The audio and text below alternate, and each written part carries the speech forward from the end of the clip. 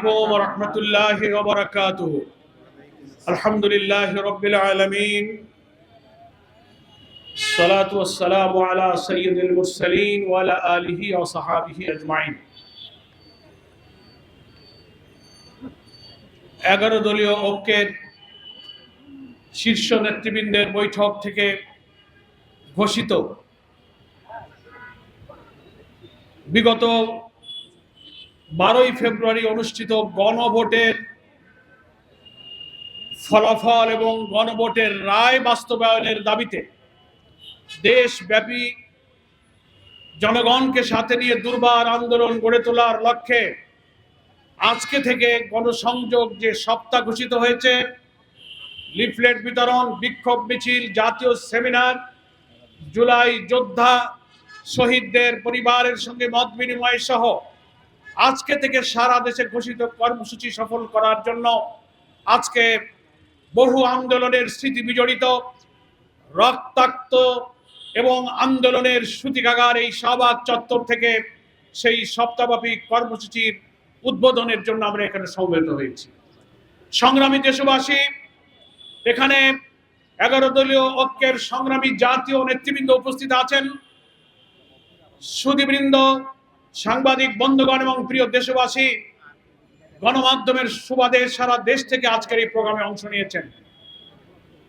বক্তব্য রেখে আমরা সময় লম্বা করব না। আজকের মূল কাজ হলো রাজধানীতে জনসাধারণের মাঝে এই আন্দোলনে 11 দল কি চায়, সমতায় অধিষ্ঠিত বিএনপি কোথায় এই গণরায় বাস্তবায়নে বাধা দিচ্ছে, সংক্ষেপে আমাদের প্রচার পত্রের মধ্য দিয়ে সেটা জাতির কাছে আমরা তুলে ধরেছি। আমাদের নেতৃবৃন্দ এক্ষুনি কিছুক্ষণের মধ্যে রাজধানীবাসীর কাছে এই প্রচারপত্র বিলির মধ্য দিয়ে কর্মসূচির উদ্বোধন করবেন। সারা দেশে আজকে মহানগরী, জেলা, প্রত্যেকটি শাখায় 11 দলের নেতারা একই সঙ্গে আজকে এই প্রচারপত্র বিলির মধ্য দিয়ে সপ্তাহব্যাপী কর্মসূচি সফলের আহ্বান জানাবেন। আজকের নেতৃবৃন্দ যে বক্তব্য রেখেছেন তার মূল কথাটা আমি এক কথায় বলে আমরা আজকে লিফলেট কর্মসূচির এই উদ্বোধন ঘোষণা করব। সেই প্রশ্ন জাতির কাছে আমরা রাখতে চাই, বিএনপিকে জবাব দিতে হবে। এত বড় একটা নির্বাচন, এত রক্তক্ষয়ী আন্দোলনের মধ্য দিয়ে গণ আকাঙ্ক্ষার প্রতিফল হিসেবে আমরা যে নতুন বাংলাদেশের অভিযাত্রা শুরু করেছিলাম, পার্লামেন্ট অধিবেশন শুরু হয়েছে, 1 মাস কেবল অতিবাহিত হচ্ছে। রাজনীতিতে এই সংকট কে তৈরি করলো সারা দেশবাসী জানে। এই সংকট তৈরি করেছে ক্ষমতাসীন বিএনপি। ফলে বিএনপির তৈরি করা সংকট বিএনপিকেই নিরসন করতে হবে, বিএনপিকেই সমাধান করতে হবে। বলতে পারেন কি করে বিএনপি সংকট তৈরি করলো? আমার আগে নেতারা বলেছেন, সেই প্রশ্নের জবাব আজকের এই শাহবাগ চত্বর থেকে আমিও চাচ্ছি সরকারের কাছে। বর্তমান ক্ষমতাসীন প্রধানমন্ত্রী, বিএনপির চেয়ারম্যান, তিনি গণভোটে ভোটের পক্ষে ভোট চেয়েছিলেন, মন্ত্রীরাও চেয়েছিলেন। 5 কোটি মানুষ হাতে ভোট দিয়ে গণভোটে জুলাই সনদের 4টি প্রশ্নের পক্ষে হাকে জয়যুক্ত করেছে।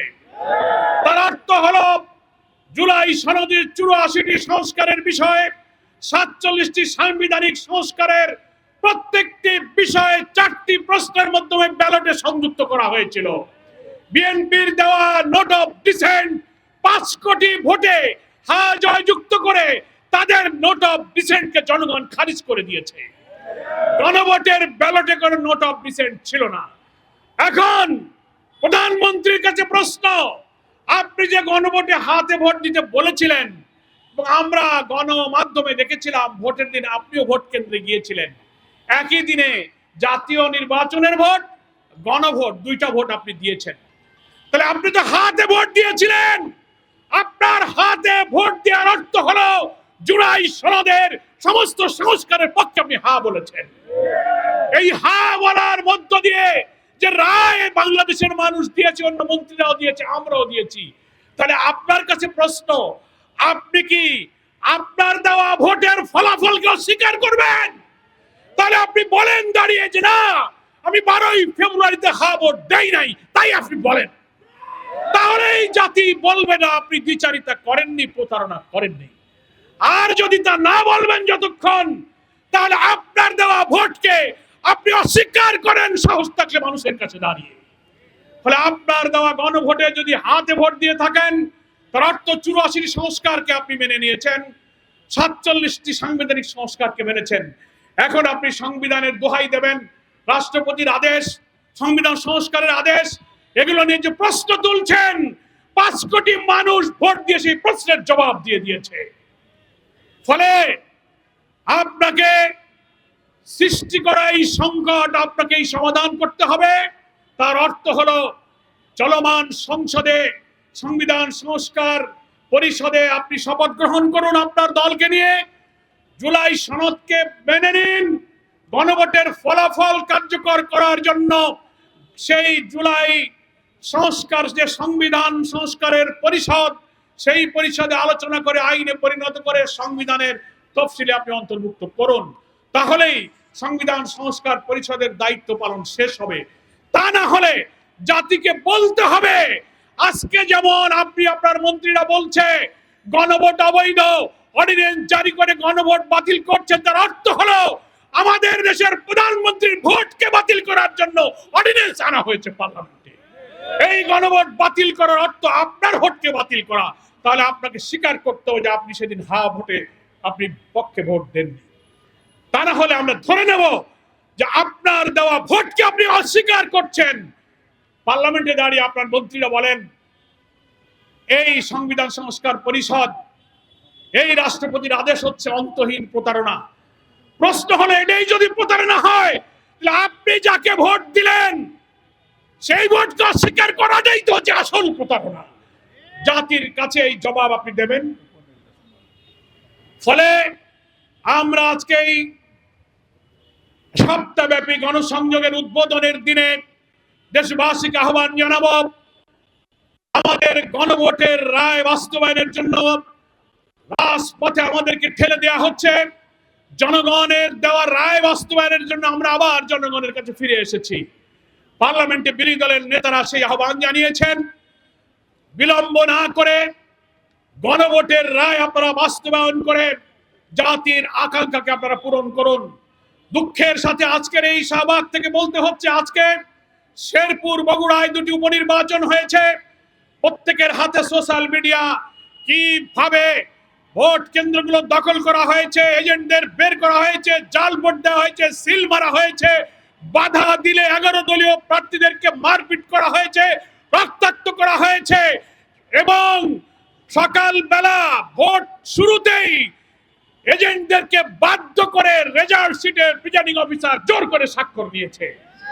এই ভোট প্রমাণ করেছে দলীয় সরকারের অধীনে কোন নির্বাচন কোনদিন নিরপেক্ষ হয় না। সেটাই বিএনপি প্রমাণ করলো। আমরা সেই 2 নির্বাচনের সফর করে বলে এসেছিলাম, প্রিজাইডিং, পলিং, প্রশাসন, রিটার্নিং অফিসার নিরপেক্ষ থাকবেন। শেরপুর আর বগুড়ায় যেন আরেকটি মাগুরার নির্বাচনের মতো প্রতারণা নির্বাচন না হয়। শেষ পর্যন্ত আমরা কিন্তু তাই প্রমাণ করলেন। ফলে জাতির কাছে আপনাদেরকে ফিরে আসতে হবে। কোন সংখ্যাগরিষ্ঠতা, কোন পুলিশ, কোন র্যাব, কোন পরাশক্তি কিন্তু জুলাইয়ের আগস্টের বিপ্লবকে ঠেকাতে পারে নাই। ওই সংখ্যাগরিষ্ঠতার দোহাই দিয়ে জনগণের বিপক্ষে অবস্থান নেবেন না। আপনারা সেই ফ্যাসিবাদের ধিক্কৃত নিন্দিত পথের দিকেই হাঁটছেন, যে পথে তারা গিয়েছিল।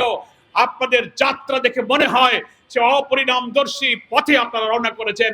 সময় থাকতে ফিরে আসুন। এখনো 5 বছরের 1-1.5 মাস যে পারে নাই। জাতির মুখোমুখি হবেন না, কোন আকাঙ্ক্ষার বিপরীতে চলে যাবেন না। তাহলে ইতিহাস থেকে শিক্ষা নিতে হবে। এই জনগণ আর বারবার রক্ত দিয়ে সহস্র জীবন, 30-40 হাজার মানুষের রক্তাক্ত ক্ষতবিক্ষত স্মৃতি আর সামনে আনতে চায় না। এই দাবি জানিয়ে, আহ্বান জানিয়ে 11 দলের শীর্ষ নেতাদেরকে